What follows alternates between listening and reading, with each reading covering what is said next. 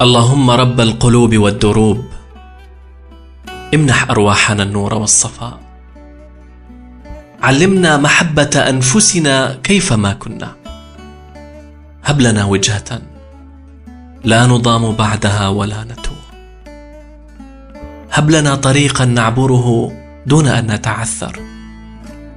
هب لنا ظلال الأشجار التي تخصنا، ومساحات واسعة لنا، وبدايات جديدة مملوءة بالضحكات. السلام عليكم، ازيكم يا حبايب قلبي؟ عاملين ايه؟ النهارده هنعمل معاكم قرص طريه فلاحي. ده الكميه اللي معايا دي كيلو من الدقيق. نزلت عليها بمعلقتين كبار من الخميره، وهنزل عليها دلوقتي سمنه، كميه كويسه من السمنه.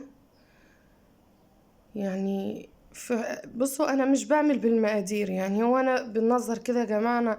وهنا معايا معلقتين كبار من السمسم او 3 معالق لو بتحبي السمسم فيها كتير. وهنزل بكمية السمنة اللي انتوا هتشوفوها. انا مش وزنة ولا معايرة بالكوباية ولا بالجرام،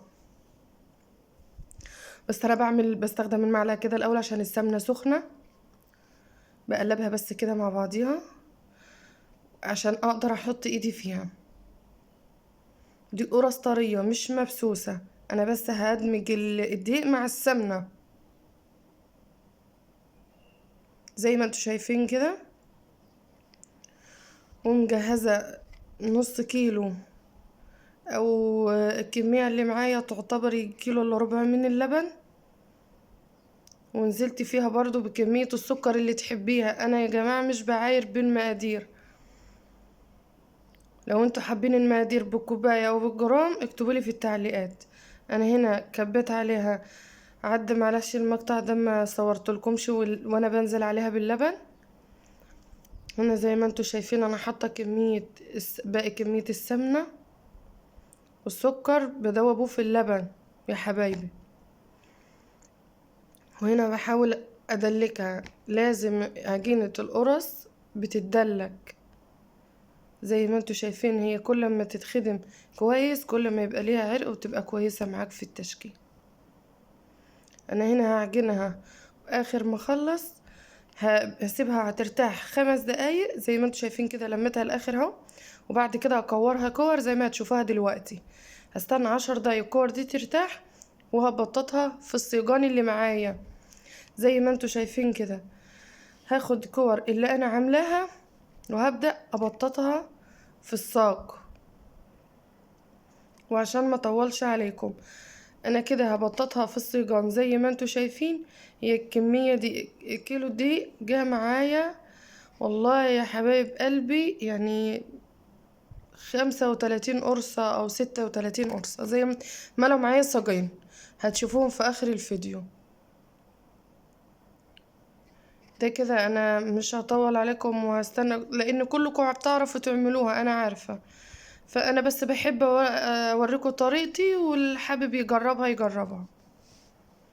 متنساش يا حبايب قلبي اللايك والاشتراك وتفعيل الجرس.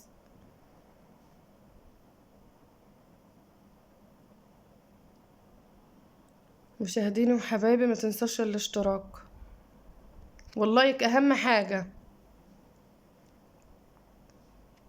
زي ما انتوا شايفين. عشان انا مقطعاها وسبتها 10 دقايق كنت عاملاها كور، فلما باجي افردها في الصاج ما شاء الله ما بتلمش ولا اي حاجة لانها مرتاحة كويس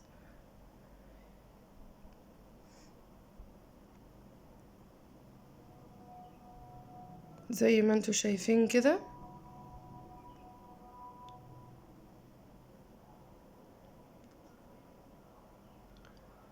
هنا هخلص كل الكمية اللي معايا بنفس الطريقة زي ما انتوا شفتوا كده بالظبط. اخلصها واتبططها واوريها لكم واسيبها ترتاح ساعة وهسويها واوريها لكم دلوقتي. اهي يا حبايب قلبي دي الكمية اللي معايا كلها، ده كيلو زي ما انتوا شايفين.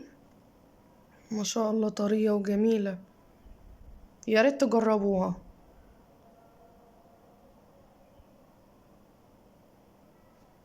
زي ما انتوا شايفين كده ما شاء الله قطعتها لكم من جوه، الله اكبر، مورقة وجميلة.